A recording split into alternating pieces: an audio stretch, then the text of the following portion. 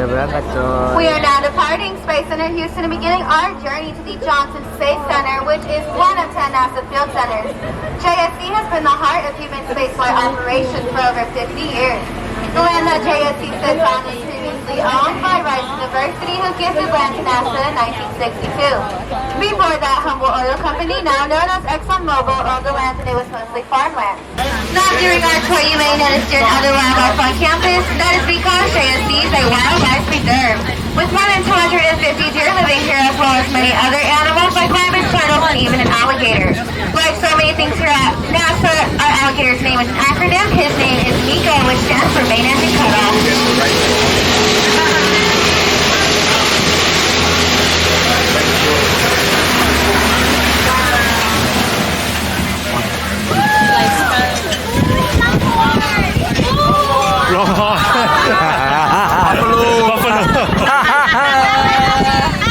Longhorn.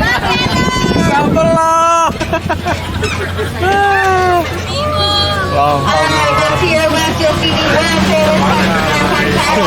These magnificent animals are native to Texas and they part of the Bernhart Farras Show, a non-profit organization operating on land leased by JSC.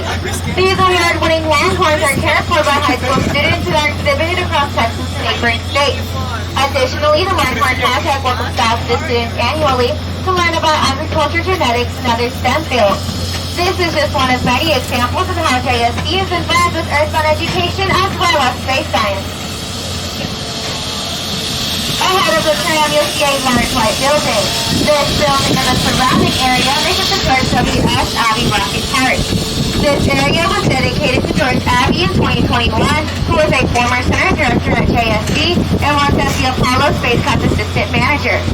The white building here houses the Saturn V rocket, and for the implementation of the Space Launch System, or SLS rocket. The Saturn V is one of the tallest, heaviest, and most powerful rockets ever, made up of the pieces from the 3 canceled Apollo missions.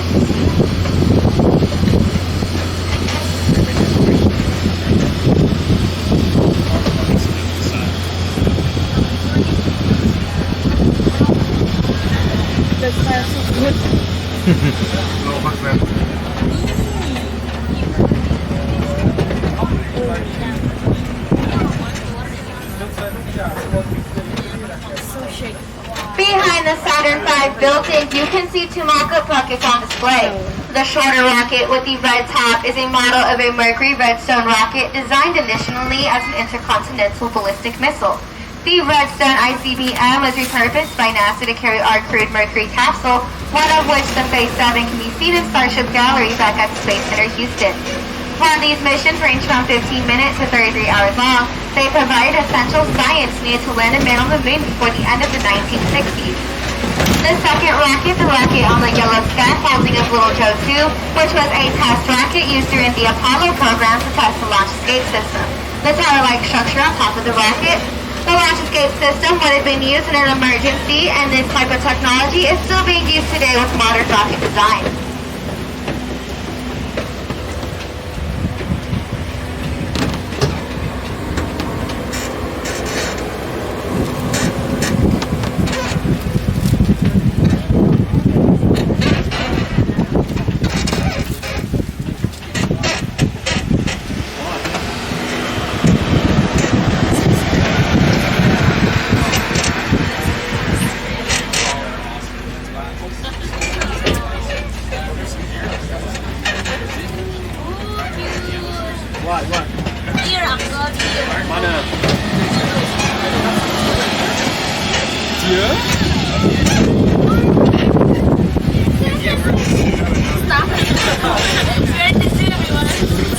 Sate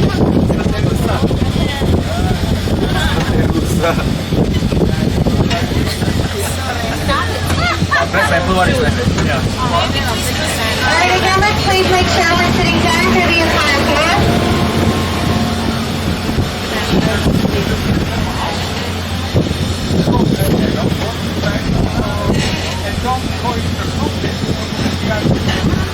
Whenever ready, building 17, this building has several jobs, one of which is housing the Orion Project Office. This facility is responsible for the development of the Orion multi-purpose crew vehicle, or Orion for short. Orion is the capsule NASA is planning on using as part of our Artemis program, which will take us back to the moon after over 50 years. The crew module component of Orion is designed to be reused and upgraded rather than discontinued after each flight. Artemis missions will establish an orbiting facility called Gateway and even a crewed outpost on the moon's surface. On your left is Building 21, the Human Health and Performance Laboratory. This structure is designed to have reduced environmental impact on site and reduced energy and water use to key JSC's newest leadership in energy and environmental design certified building. Building 21's red orange color is meant to symbolize Mars and NASA's ambitious mission of reaching the surface of the red planet as early as 2040.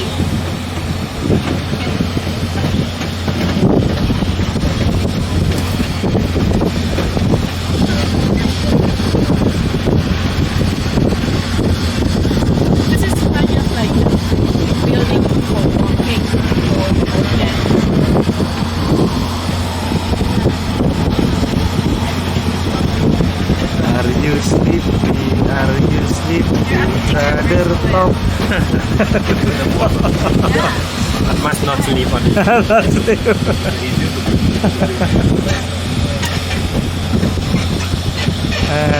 Top.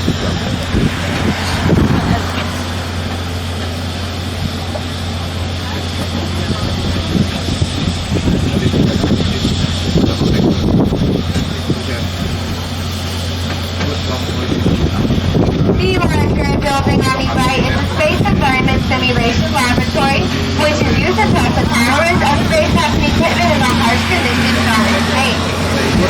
This building houses two large vacuum chambers, which have been used to evaluate components from the Apollo missions to most recently the James Webb Space Telescope in 2017. Nitrogen is pumped into the vacuum chambers and used to simulate the cold and potentially destructive environment in space. You can see the large liquid nitrogen containers on the outside of this building, which can be used to reduce the temperature to negative 320 degrees Fahrenheit. This facility also uses heat lamps to mimic the hottest environments a spacecraft may encounter, up to 302 degrees Fahrenheit or 150 degrees Celsius. In 1985, these test chambers were designated National Historic Landmarks.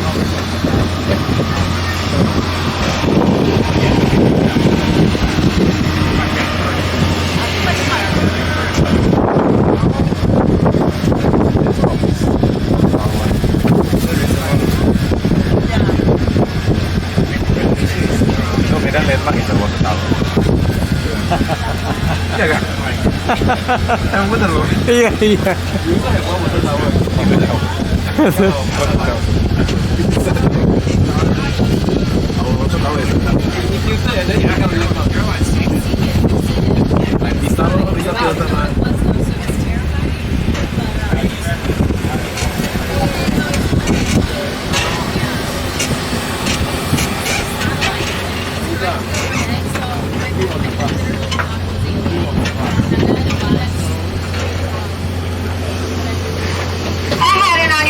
Is Building 220. This building houses the Human Exploration Research Analog Facility, or HERA.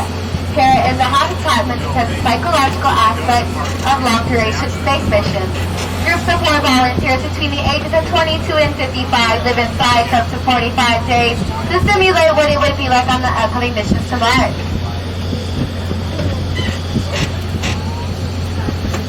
We are now approaching the Space Vehicle Mock-Up Facility featuring full-size models of spacecraft. Inside, you will learn how astronauts' extensive training helps prepare them for their jobs in space. Before we do reach the building, I do have a very few important pieces of information to go over with you. We will be climbing up a set of 26 steps. If you are unable to climb these 26 steps due to a physical or medical condition, please see our driver Steve and he will help you with the elevator. We will be in a long hallway looking down at the training floor. Please continue moving down the hallway until we have reached our first stop. This will allow room for the rest of the group to enter the room. This is an operational government facility, so please make sure your cell phones are on silent, airplane mode, or off, and please make sure the flash is off on any and all cameras, as we do not want to disrupt anyone working here today. We will not be exiting through the main lobby, so please follow the rest of the group upstairs, as we cannot allow anyone to wait in the lobby unattended. Again, this is an operational government facility. Employees are working here 24/7, so please try to remain as quiet as possible while inside this building. If Johnson Space Center feels we are not following these guidelines, they can ask us to cut the tour short and return back to Space Center Houston. So let's make sure we're following all of these simple guidelines. Please remain seated until the tram comes to a full and complete stop, and when it does, please do not exit until I get to the front of the tram, as I do need to get in front of the group so I can lead you inside of this building. And then whenever you exit the tram, go ahead and look at the row letter of the row you are sitting in. We will be returning to the same exact seats after this stop. So go ahead and memorize that if you haven't already.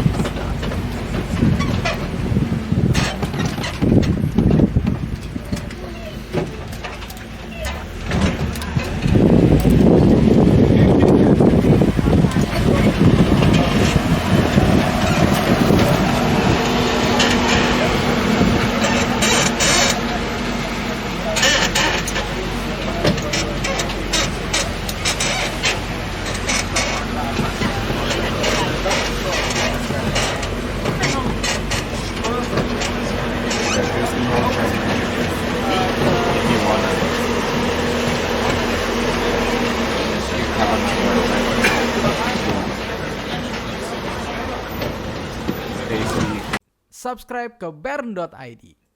Dan jangan lupa untuk mengunduh Pranala App. Untuk video terbaru, kamu bisa klik video di kanan atas. Dan untuk video rekomendasi, bisa klik video di kanan bawah. Terima kasih.